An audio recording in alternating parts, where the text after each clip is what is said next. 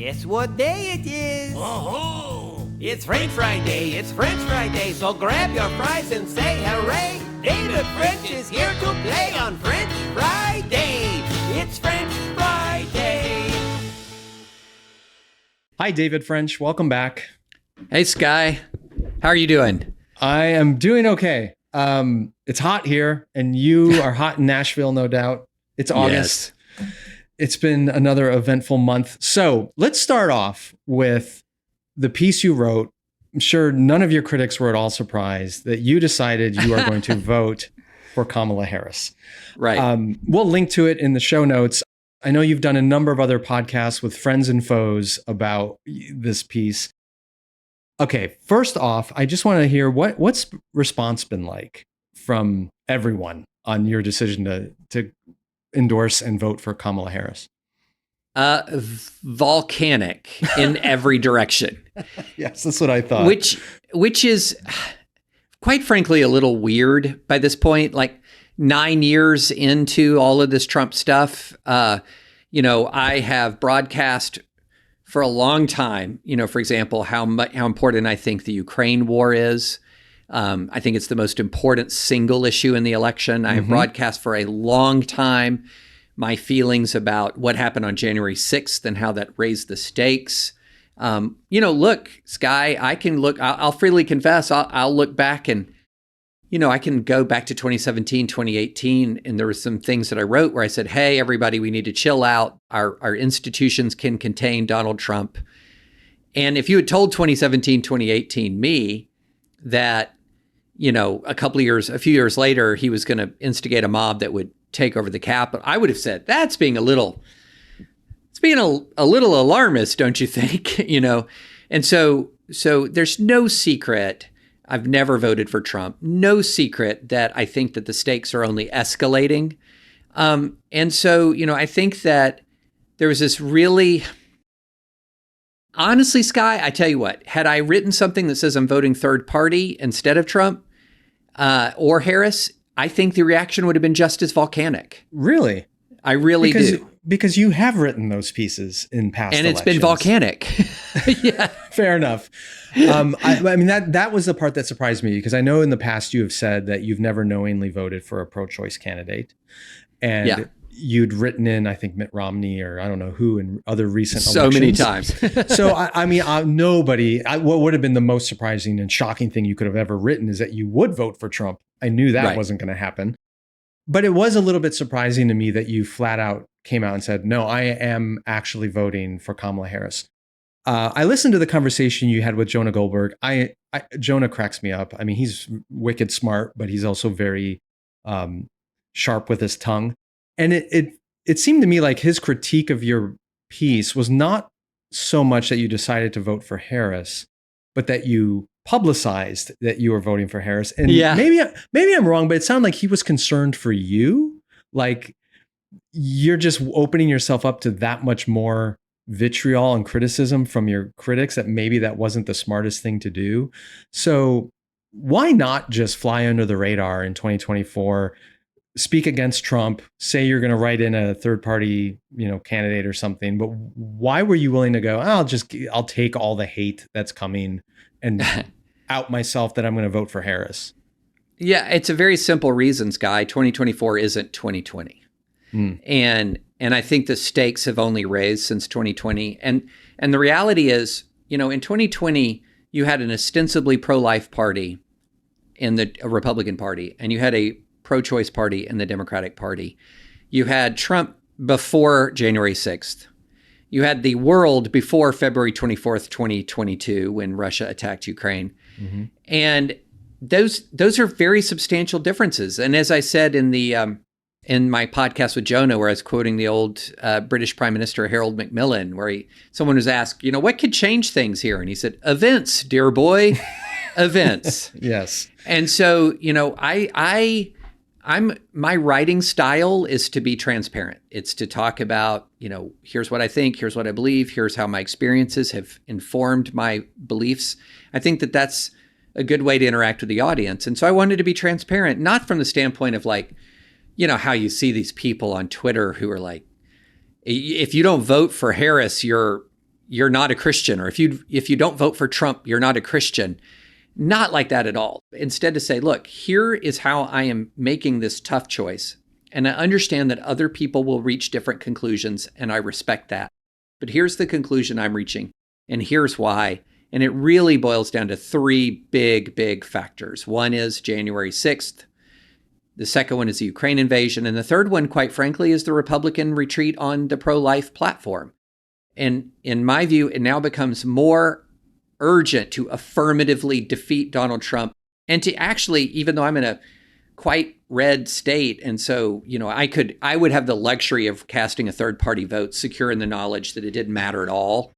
But to the extent that the popular vote matters, I want to run up the score. And so when the issues change, when the world changes, it's incumbent upon us to have some fresh thoughts, I think.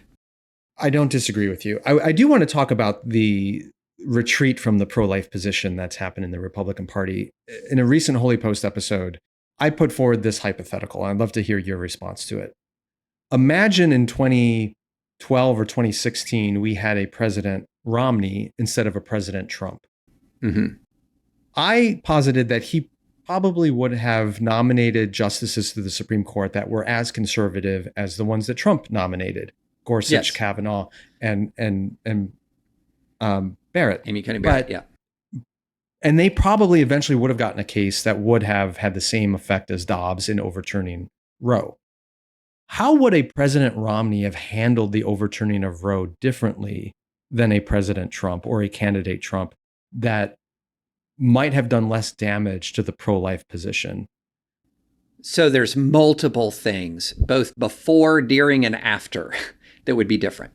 So, for example, a President Romney would have already have been proposing, if we're going to go by, for example, Senator Romney's proposals, mm-hmm. He would have proposed a very ambitious expansion of what is essentially something more than a child tax credit, but the child allowance that and begins prenatally. So right there, you have a proposal that improves the lives of parents across this country, that actually incentivizes childbearing and provides some economic security even for pregnant moms, right? So you have a major centerpiece piece of legislation that demonstrates we're not just about prohibition, but we are about ameliorating the conditions that cause people to seek out abortion.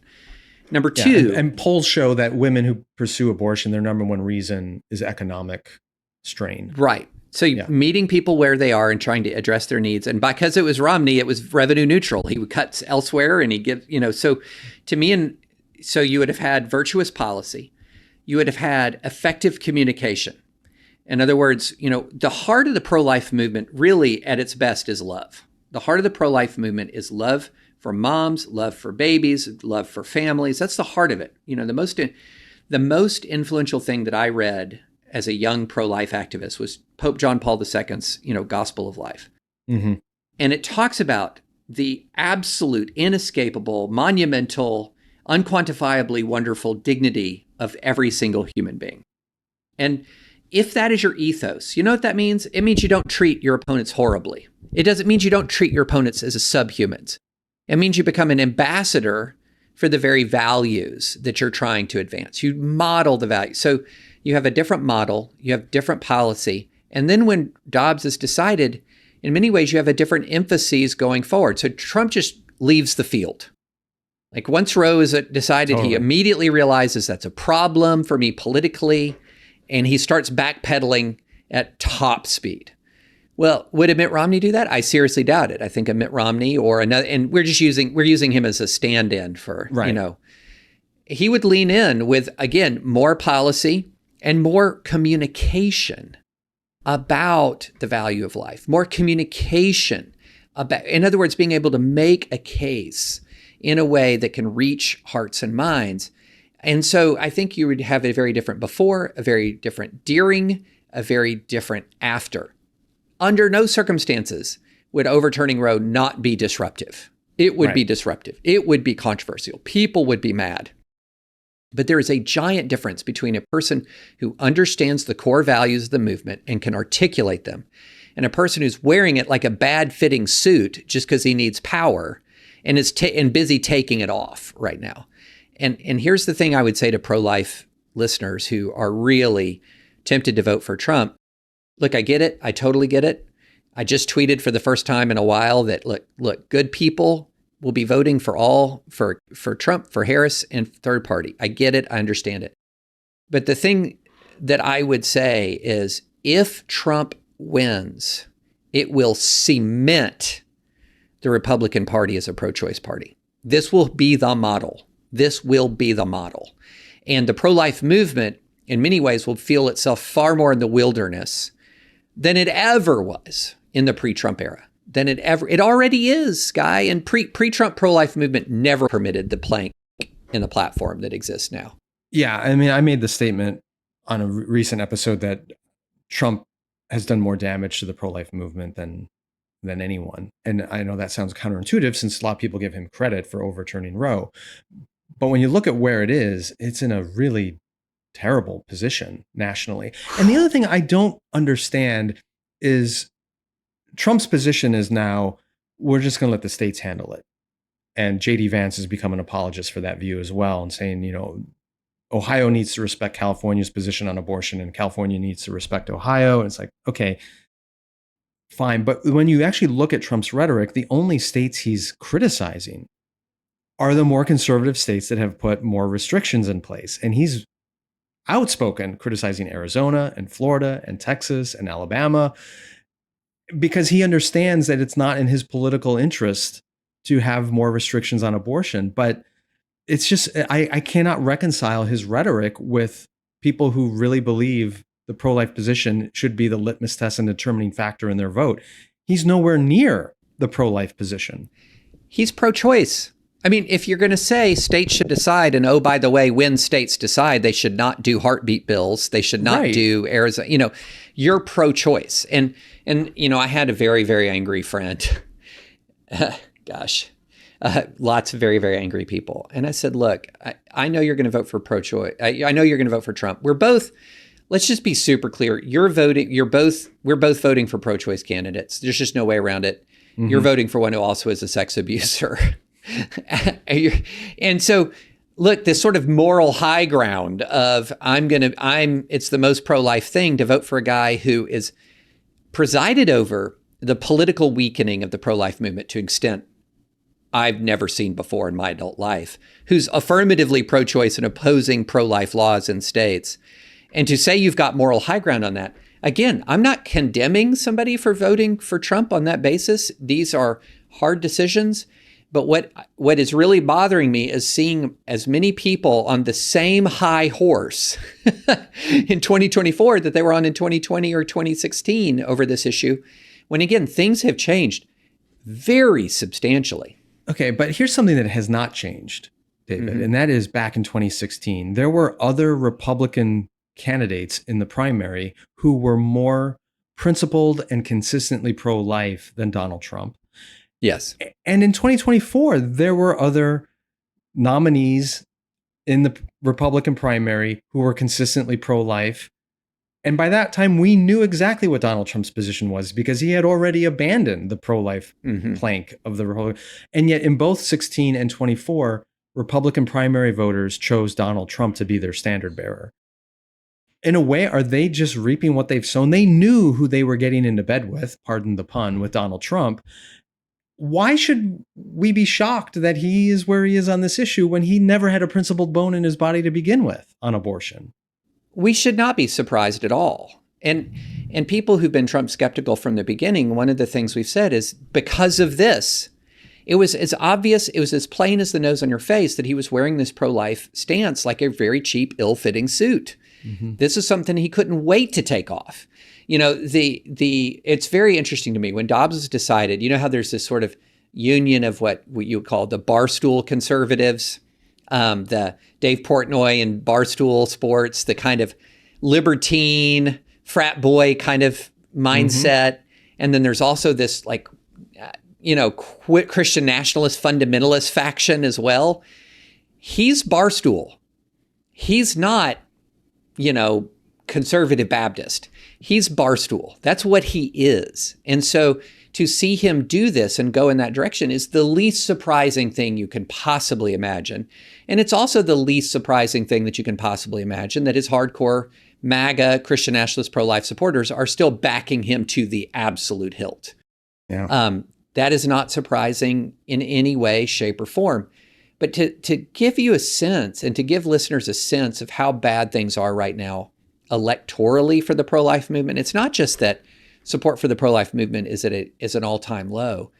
It's that people who are strategically thinking about this are looking at as a win, Skye, when they keep pro-life issues off the ballot. So, in other words, for example, Arkansas is not going to have on the ballot an effort to overturn Arkansas's pro-life laws.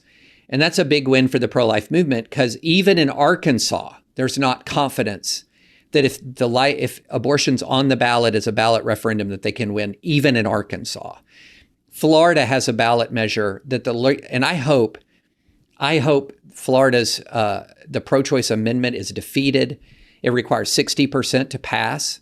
But the latest polling showed that in red Florida, the pro-choice amendment is polling at 69% in red Florida. It sounds like the pro-life movement's attitude is if we can just forfeit state by state, at least it's not an L in our category. It's not a win, but it's not an L. Let's just forfeit and try to stay out of it and wait for better circumstances. Well, and I think honestly what we're learning, Skye, you really learn your hierarchy of values when different values come in conflict with each other. Yes. And what we're learning, let's just be 100% honest, is the pro-life movement's a lot smaller than we thought it was. Let's just be completely honest. The pro-life movement, in the sense that this is the most important issue, is a lot smaller than we thought it was, but at the beginning of the Trump era. I think it was 2018 that Lifeway did a survey of white evangelical voters and ranked the priority of issues that determine how they voted in 2016. And despite the fact that a lot of white evangelicals will say abortion is their number one issue, when they actually were surveyed, it turned out, I think it was number 7 in priority, with the top 2 being the economy and immigration. Yeah. And I think what we've uncovered is the rhetoric sounds good to say, well, I vote pro-life because there's this biblical, value behind it. But in reality, they were voting about immigration and economics. Yeah. But it's harder to make that case from Christian morality. And so the rhetoric became abortion. And now that that's not possible anymore, and they still want to vote for economics and immigration, they have to come up with some excuse for still voting for Donald Trump and the policies that they like. And there may be legitimate reasons to do that, but I think the charade is over. That abortion was really the top priority. Oh, that is a charade. It is the top weapon. It is not the top priority. And by top weapon, I mean it's the top weapon used against dissenters. How dare you not vote for Trump? You must want to see babies die, right? That's right. And so that's a weapon. It's a rhetorical weapon. But if Ryan Burge had done a lot of this work and showed that amongst pro-life voters, immigration really was their prime reason for voting for Trump. It was immigration. It wasn't abortion. And look, if anyone doubts that, the referenda that where the pro-life position is lost has been in multiple red states. Right. Kansas, Kentucky, Montana, right? If it loses in Florida. There's going to be a referendum in Arizona, which is purplish red. I mean, this is an electoral disaster happening here. It's an electoral disaster. And it's so easy to diagnose why, Skye. It's so easy to diagnose why. Look, the MAGA ethos, and that MAGA ethos is most popular when it's attached to Donald Trump. It is less popular when attached to any other person or issue. Right, because those candidates lose over and over and over again. Oh, constantly.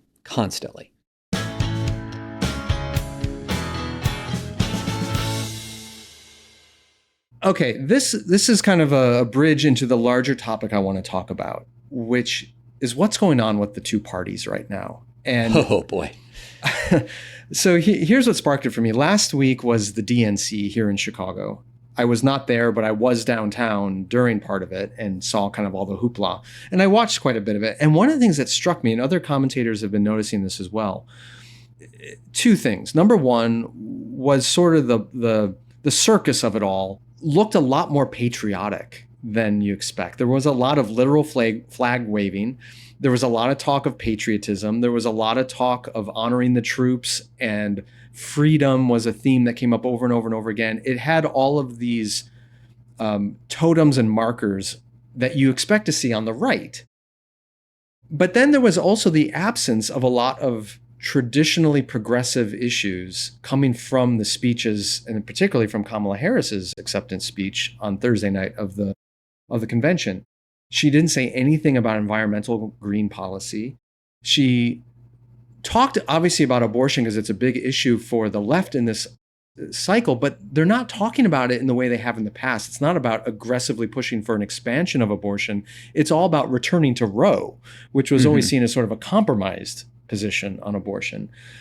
The Democrats are speaking in very hawkish terms about foreign policy, especially against Russia and the defense of Ukraine, which was traditionally a Republican position to hold. And law and order, she's a prosecutor and talking about putting bad guys behind bars and like that, even as recently as 2020, was not a popular topic on the left.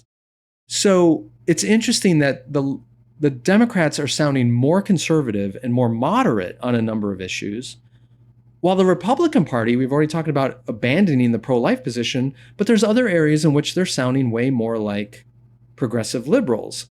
More regulation, more controlling of speech, cracking down on free trade, an isolationist sort of foreign policy position.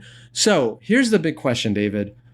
What the heck is going on with our parties? And are we seeing a once in a generation or once in two generation kind of flipping of the party positions that we haven't seen since the 1960s? I think we're in the middle of an upheaval that most people are only beginning to grasp and understand. So here's the way I put it to some of my conservative friends. And I say, what is it that made you a conservative? What are the things that make you conservative? And they would say, things like, well, I'm pro-life. Okay, well, the GOP is not pro-life. They might say, I'm pro-Second Amendment. There isn't actually even any Second Amendment stuff in the GOP platform right now, although certainly the culture of the GOP is still very pro-Second Amendment. But as a matter of platform, it's not what it used to be. Or you might say, I'm for fiscal responsibility. Well, every year of that Trump term, the deficit went higher, even in peace and prosperity, which is when deficits tend to waver or go down.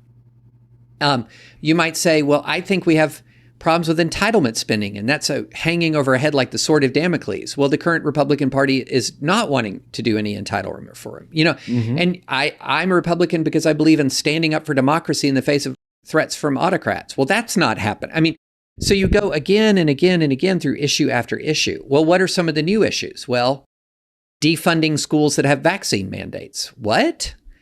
Regulation of social media content moderation. Huh? Wait, this was the party that protected the right of Hobby Lobby as a corporation to have its own religious freedom. And now you're going to tell, major corporation. So to interrupt there for a second, to that end, Tim Walz, the vice presidential nominee for the Democrats, has this applause line that he's using in his stump speeches, and he's used it at the DNC, where he talks about in Minnesota, the golden rule is mind your own damn business, which is his way of saying government stay out of. That used to be a Republican talking point. And now it's an applause line for the Democrats. It's just, what kind of bizarro world are we in now? Yeah, well, some of it, Skye, is negative. It's just pure negative polarization. So, yes, if the Republicans become more isolationist, everyone who's not isolationist is going to look for an alternative, and that alternative is going to be the Democrats. Or if you didn't think about it too much and you didn't really care too much, but you find out that this person you hate, Donald Trump, is isolationist, well, you're not going to be isolationist, right? So some of this is just negative polarization. But then some of it is, look, the world is genuinely changing. And in many ways, there is this very long-standing Republican sort of hostility to Western European culture that began to cultivate an interesting level of sympathy from the sort of the more Christianized authoritarians or Christian-ish authoritarians who are mounting a challenge to like the woke West, right? And so there had been some sort of actual sympathy that you read for Putin, at least he knows what a woman is kind of rhetoric, right? And so you began to see some hostility towards Western Europe manifesting itself in sympathy for the critics of European democracy and European culture, like a Vladimir Putin, or critics of the West, like a Vladimir Putin. So, and then you just had the reality that the coalitions are changing. So it used to be, and I can't remember, I think this was a Jonathan Rauch point, might be a Yuval Levin point, it might be both of their points, but there's always been a George Wallace constituency in modern American politics, but except when it was all concentrated under George Wallace, it's been in both parties. But now that kind of George Wallace constituency is 99% in one party. And so that's going to twist and distort the Republican Party quite a bit. So there are a lot of forces at work that are pulling these parties apart. And the interesting thing for the Democrats, their support for Western democracy against Russian aggression has been consistent. Mm-hmm. It's just that they were on the more dovish side of that. So both Republicans and Democrats were traditionally resisting Russian aggression. Republicans tended to be more aggressive and Democrats tended to look more for détente possibilities.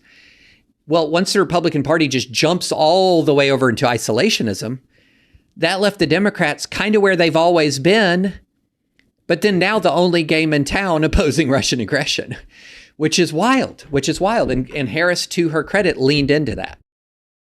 So the Republicans, obviously, we've mentioned they're really downplaying their pro-life heritage or that prior plank in their platform. I was a little bit struck by the Democratic convention. They've traditionally been the party for LGBTQ rights. Mm-hmm. And there was some lip service given to that, talking about, free to love who you love, mm-hmm. that kind of thing. But they really didn't display that part of their coalition very much at the conference. They didn't talk about the fear that the Supreme Court was going to overturn Obergefell. They didn't talk about the controversy over trans kids and treatment and therapies. That they really kind of swept under the rug and downplayed it. What do you think is behind that? And in general, their left flank, they did not bring out and parade those issues and parts of their coalition. Why? I think the near loss of the House in 2020 and the near loss of the presidency in 2020 put the fear of God in a lot of Democrats. So if you go to 2019 and 2020 and you have this great awakening, which is a documented reality, that especially white Democratic progressives moved way left of Black Democrats, way left of Hispanic Democrats, way left of white working class Democrats. Sort of the white educated progressive moved way left. And this is where you began to see, 2019 primary. Who's for a fracking ban? All these people. Who's for defund the police? Who's for Green New Deal? Who's for single payer healthcare? This sort of laundry list of Bernie Sanders policies really blew up and emerged during that time. In part because I think there was an actual sense that Trump was, amongst some people, that Trump was maybe less of a threat than an opportunity. In other words, that he was going to be so bad and people were going to reject him so much that this was going to be an opportunity for people on the left to really make a lot of progress. Mm-hmm. No, he's just threat. He's not opportunity. And the Great Awakening enhanced the threat. And there were very smart Democrats after 2020 when they barely held on to the House. They barely won the presidency, who just wore out the left flank, saying, what are you doing? Why are you imposing these litmus tests? What are you doing? And so by 2022, the sort of weirdness factor, however you want to say it, sort of the extremist factor was landing in Republicans' laps because they were the ones denying the election and all of this stuff. And that was the albatross around their necks when they should have had a wave of election. They didn't. Why? Because they were still trapped in their 2020-ness. So I feel like whichever party leaves its 2020 mindset, the most quickly and most completely is the one that's got a leg up electorally. And man, that Democratic National Convention was like the Great Awakening never happened. Right. Yeah. It does feel like there's this massive group of voters in the middle. They, slightly to the right, slightly to the left, but there's a huge group of us in the middle. And whichever party can free itself of its flank, of its extreme, constituents, will win the votes of the majority of us in the middle. Right now, it feels like the Democrats are more willing to walk away from their left flank than the MAGA party is willing to walk away from its MAGA flank. And I think Kamala Harris seems to be shrewd enough to realize this opportunity. They didn't have any Palestinians on the platform. They didn't have any acknowledgement of the protests that happened in the spring at campuses around the country. They didn't do the defund the police nonsense. A number of them, the squad members, the most progressive voices in the House, have lost their reelection bids in the primaries. So is this the Democratic Party coming to its senses and moving more toward the center? I mean, we'll know ultimately in November whether or not that is really what happens. But it seems like a huge missed opportunity for the Republicans to not make a huge opportunity out of the voters that are there to be gotten because they're so beholden to Trump and his crazy right flank. Well, what's weird about the issues in the election is that there are a lot of issues in which Trump has moved the GOP to the left. Moved it to the left on free trade, moved it to the left on debt and deficits, moved it to the left on social policy. It's just, he's moving the GOP to the left on issue after issue after issue. But where he's moving, where the non-negotiable is supporting Donald Trump. Right. And so there's all kinds of ideological flexibility within the GOP so long as Trump is leading that flexibility. And there is no tolerance within the GOP for dissenting from Donald Trump. And so that's the new litmus test. And so wherever Trump says go, they're going to go. And now the interesting thing is, this is a Trump-specific phenomenon. When he steps away from the scene, whether it's by losing and retiring or by losing and going to prison or winning and finishing out his second, however it happens, when he's gone from the scene, there is nobody who can take the snarling anger of MAGA and combine it with the celebrity of Donald Trump and the sort of entertainment factor that a lot of Trump critics don't pick up on as much, that a lot of people find him funny and interesting and like they're along for it's a wild ride, but I'm here for every bit of it, that kind of mindset. And nobody is ready to pick up that mantle. And a lot of people thought J.D. Vance might be ready, but what's happening is when you see sort of the oddness of MAGA, but not with Trump's charisma, and again, a lot of Holy Post listeners don't see Trump as charismatic. They see him as anti-charismatic, but he has a charisma that draws a lot of people. And a lot of the rest of MAGA, or all of the rest of MAGA, doesn't have it. It doesn't have it. And so, in this circumstance, it really is the compression of a political party from an instrument of values and ideas into an instrument of a person, Donald Trump. So Adam Kinzinger was on a few weeks ago, and I asked him this question. What do you think happens when Trump is gone? Whatever his exit scenario may be, at some point he's going to be gone. What happens to the Republican Party? Does it reconstitute itself? Does it end up moving back towards the party and principles of Mitt Romney, John McCain, George W. Bush? Does it just continue to slide into oblivion and disappear and something new emerges? What's your best guess as what a post-Trump Republican Party looks like? So this is going to bring us back to the start of the podcast. Okay. I think of it as a kind of a binary path. So path number one is Trump wins. If Trump wins, Trump and MAGA will be the blueprint for the foreseeable future. Someone has to be the heir after Trump. Right. But after he wins, the message from the Republican Party is because again, think about it like this. He has been indicted. He has been found liable for sex abuse. He's been found liable for fraud. The Democrats switched out the candidate to try to beat him. And if he still wins, in spite of all of that, sort of the Trump as God's anointed savior, narrative is going to hit new heights. It's going to be receive conventional wisdom in large parts of the GOP base. So there will be no prying the GOP from MAGA in the short term. Now, what'll happen over the medium term, 2028, the model will be, it's got to be a MAGA type figure, but it can't be Trump. So that's when it might start crashing back into reality, maybe. But for the time being, if Trump wins, it is 100% MAGA is the way. If Trump loses, at this point, he lost 2 in a row. He lost the House. He lost the Senate. MAGA in 2022 flamed out. At that point, if the Republicans can't wake up,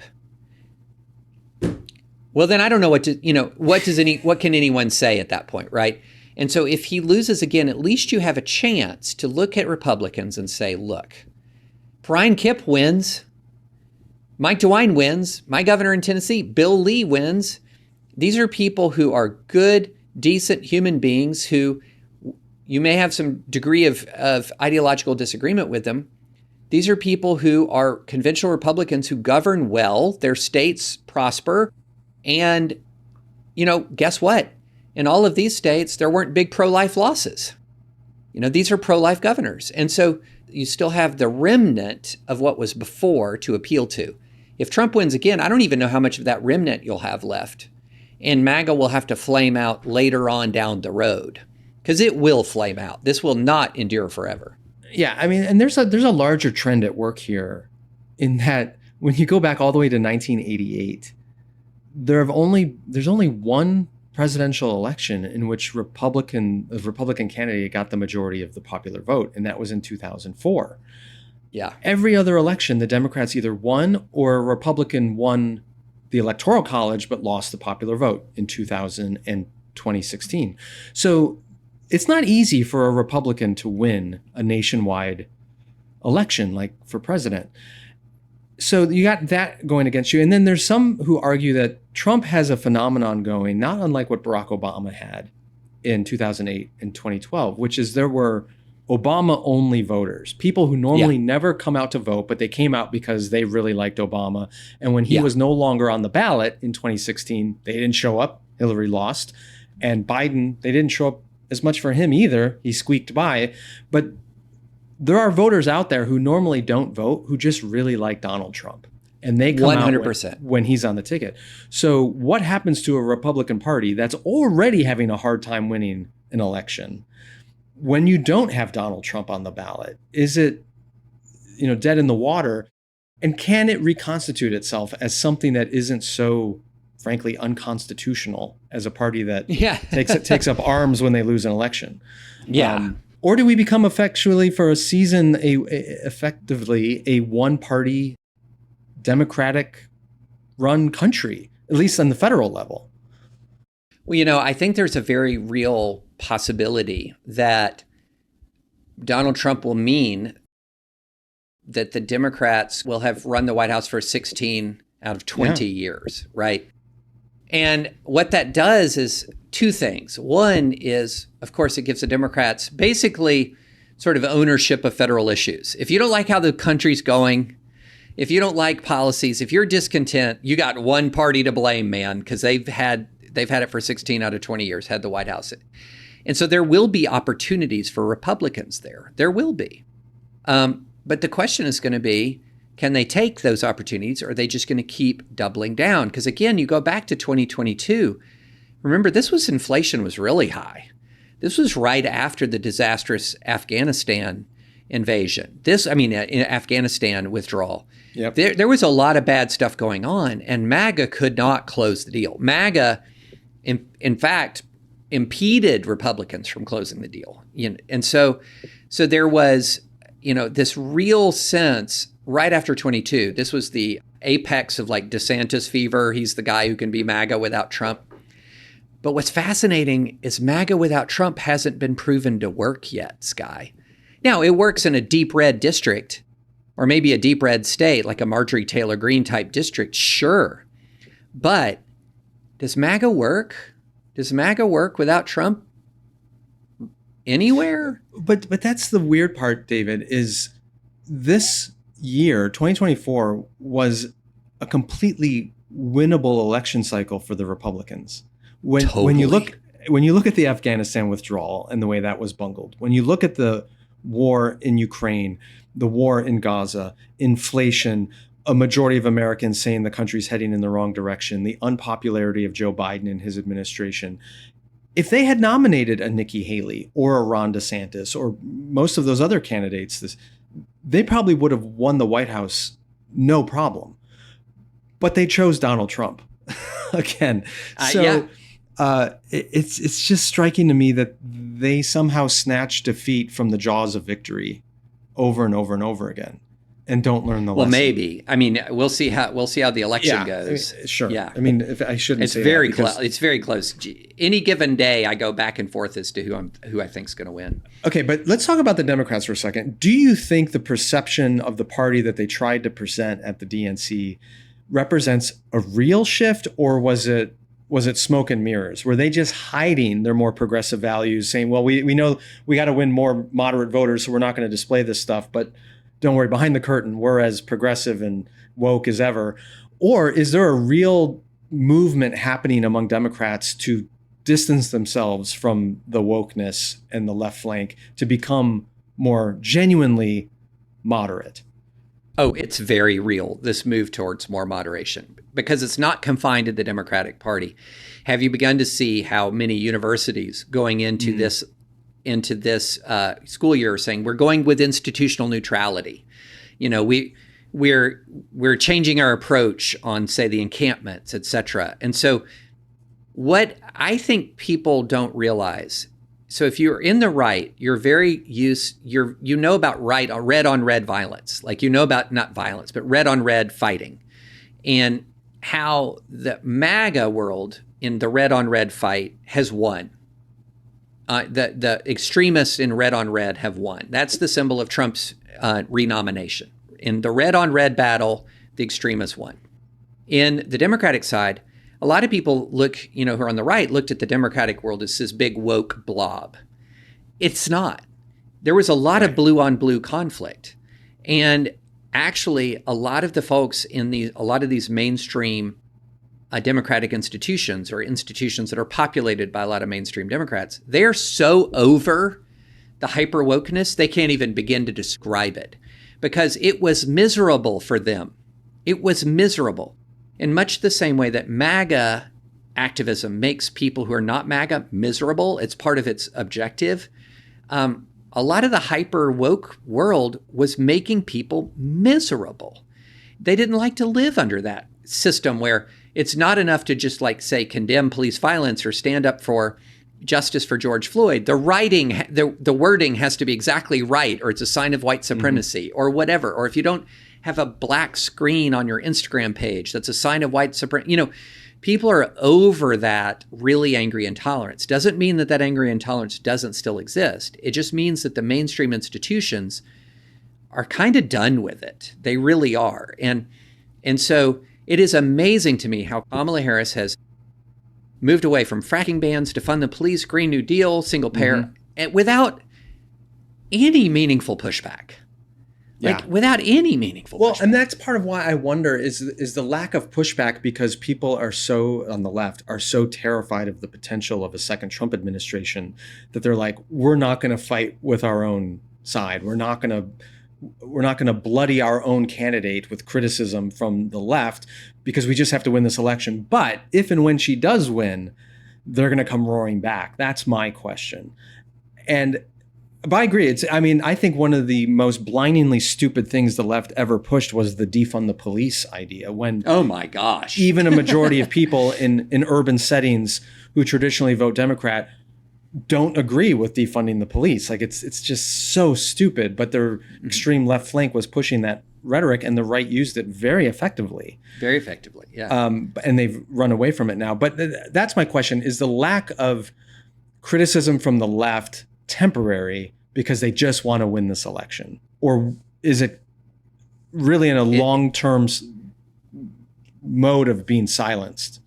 So I think it's a little more complicated in that, because when Biden was still running, a lot of the left, in spite of the fact that by not rallying behind Biden, Trump would win, during the Israel-Gaza stuff, a lot of Biden's support began to wane.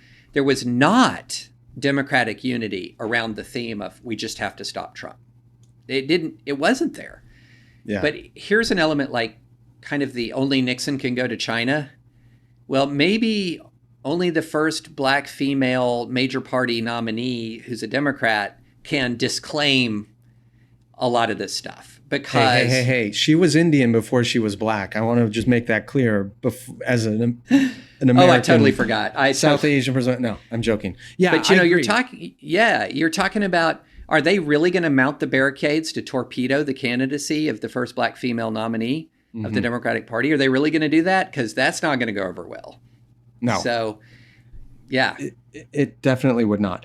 Okay, so here's a weird thing. I was watching a report from a pollster, a Democratic pollster, who had done sort of qualitative polling. I think it was just on Tim Walz at the time. It may have been on Kamala Harris as well, where they polled potential voters on a number of characteristics of the candidates, personal narrative stories, and they were determining which qualities about each candidate generated the most net positive reaction and which the most net negative reaction. So for example, when people found out that Tim Walz had served for, was it 24, 26 years, something like that in the national, like that was the most positive response from voters. Like, oh, I didn't know that about him. And it boosted his positive rating in their minds.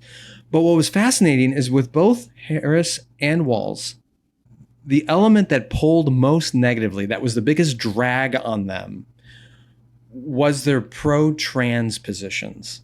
I mean, I think it was like negative 11 pulling them down. And it's clearly this weight on the Democratic Party that the more they're associated with trans rights, especially for youth, the more it drags them down in the eyes of a lot of voters.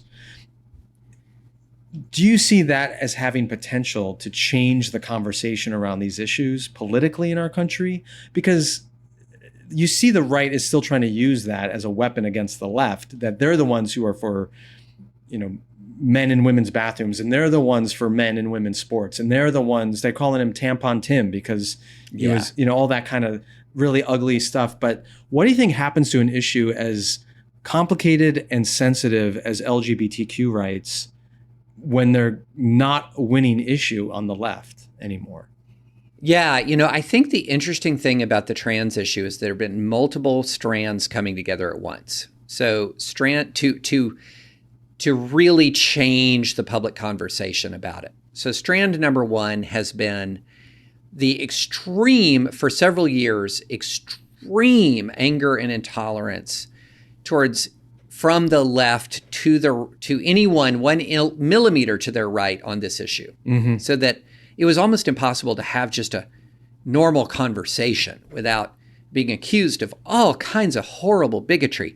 And so a lot of people, that's not how they like to have national conversations. It's not screaming, right? So that I think in the short term, a lot of the more radical trans rights folks made a decision that they were going to sort of browbeat their opponents with allegations of transphobia and bigotry and all of that. This was the J.K. Rowling kind of example. And it has a short-term effect that activists sometimes can like, because people will back away. But they're not backing away because they're persuaded. They're backing away because they're intimidated. And exhausted.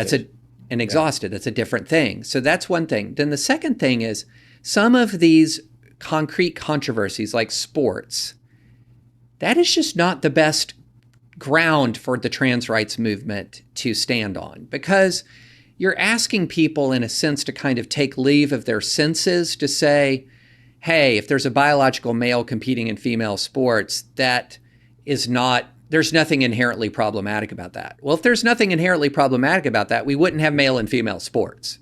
It would just be sports. Because the distinguishing characteristic in athletics between male and female is not gender identity. It's sex. It's sex, right? And all that goes along with that, like the physicality and the different hormonal compositions and all. So then that, and then the third was the youth issue. And this is the biggest one. The third one is the biggest one.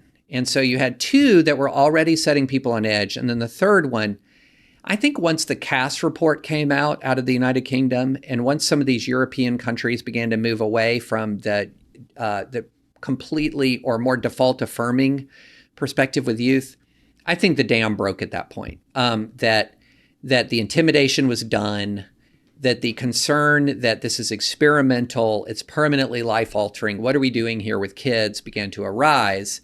And so I think that there is now a situation where the median position in America may not be to completely ban all, gender, quote unquote, gender affirming treatments, but the zeitgeist is to really discourage. The zeitgeist has moved in a very different way. And I think that's a sea change. I hope you're right. And let me play devil's advocate for a second. Okay. So Western Europe, you mentioned, is it the Cass report? Is that what it's called? Mm-hmm. Western Europe has for decades had a more, I would argue, sensible, moderate position on abortion. And I wonder if part of the reason for that is most Western European democracies have a parliamentary system where there are multiple parties that can have coalition governments and there's more consensus building. And many of them have landed at a place of restricting access to abortion to the early weeks of pregnancy, but it hasn't been as polarizing and crazy an issue as it is here in America, where one party is or at least traditionally, has been against abortion in almost any case, and one party has been almost for abortion in almost any case. My point is, American politics and American culture has not been good at lowering the temperature on divisive issues, because our polarized politics tends to ramp up the temperature and make it more polarized in our two-party non-parliamentary system.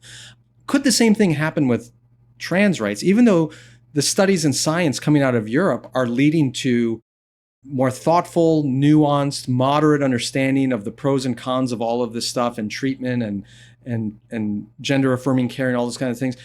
But when it comes to this side of the pond, will our politics allow that? Or are we going to be trapped in this polarized all or nothing, take it or leave it rhetoric? I don't think our politics alone will do it. I think it's the combination of the political and the judicial. Okay. So here's what I mean.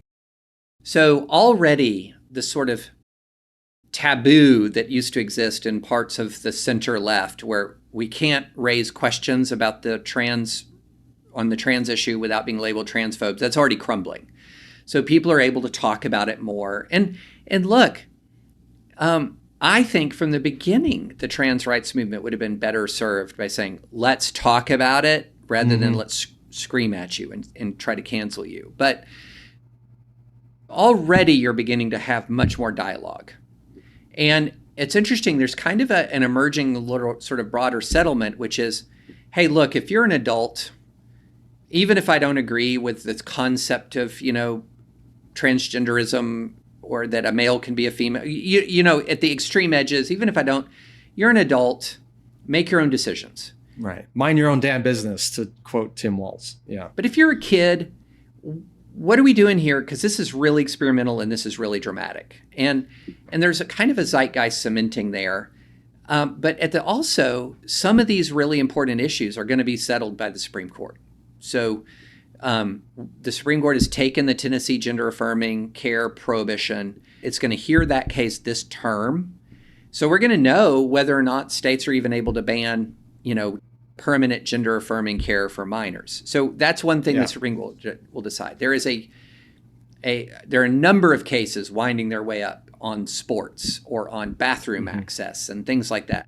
So we're also going to get, in the next 5 years, we're going to have resolution on a number of open legal questions. Yeah. Well, the courts thought Roe was going to bring some resolution to the abortion issue in 1972. And, so to bring this all full circle, one of the things I'm noticing is, as the abortion issue is no longer effective for the Republican Party, and as Trump and others are running away from it as quickly as possible, it feels like that vacuum is being filled by the trans issue, especially the trans youth issue. And I'm hearing people on Twitter and elsewhere who are arguing, okay, well, fine. Well, maybe Trump is just as pro-choice as Harris, or the Republican Party is just as pro-choice as the Democrats.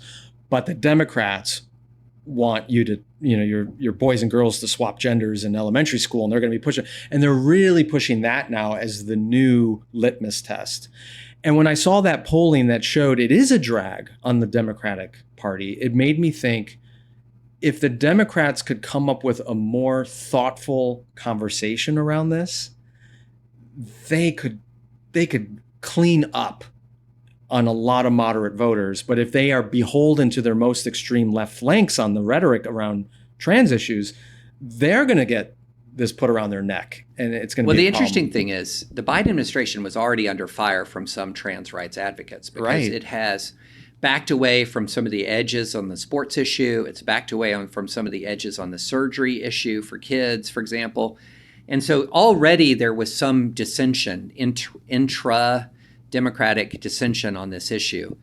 And the other thing, though, is that I don't think this can work over the long term for Republicans, in large part because it's such a small number of people that it's ultimately going to be quite downstream from people's lives ultimately. So whereas I remember as in Utah passed a ban on, male participation in female sports, and I can't remember if it was 0 or 1 or 2 athletes who had tried to cross that barrier. I mean, it was not something that people are encountering in their daily lives. This is something that people are reading about online.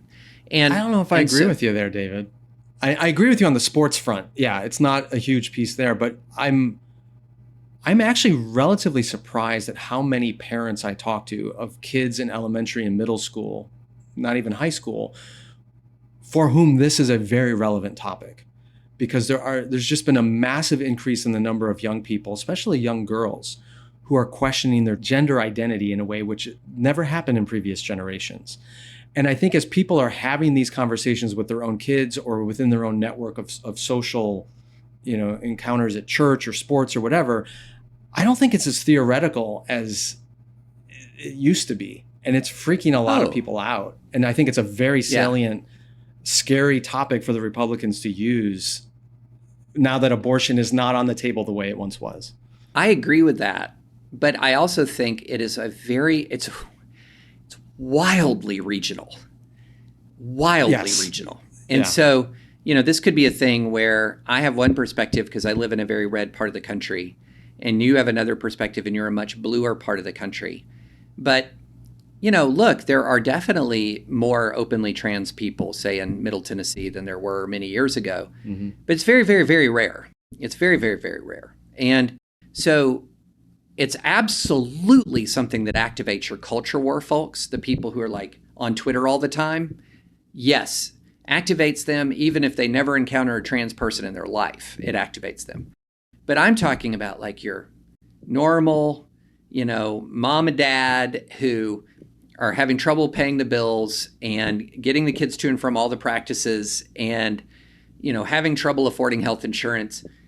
That person, trans issues are so downstream, like just so downstream. But I do think it is very activating in the GOP, in the online GOP. In the online GOP, it is super activating. But in much the same way that there were a lot of issues that were super activating for the online Democrats in 2019, 2020, that were not for offline Democrats. And that includes trans issues from the other direction. So it really is a super activating issue for super online people. And I think it's downstream from it's way down the list for the people for whom politics is not sort of a core element of their lives. But I could be wrong about that. We'll find out. We'll see how this plays out. Yeah. And we'll see what happens with these two parties. And if we are in a real generational shifting of priorities and values and platforms. Yeah. Fascinating time. David, thank you for your insight, your wisdom, and being a great conversation partner. We'll talk again soon. Look forward to it, Skye. Thanks. French Friday is a production of Holy Post Media, featuring David French and me, Skye Jethani. Music and theme song by Phil Vischer. This show is made possible by Holy Post patrons. To find out how you can become a Holy Post patron and to find more common good Christian content, go to holypost.com.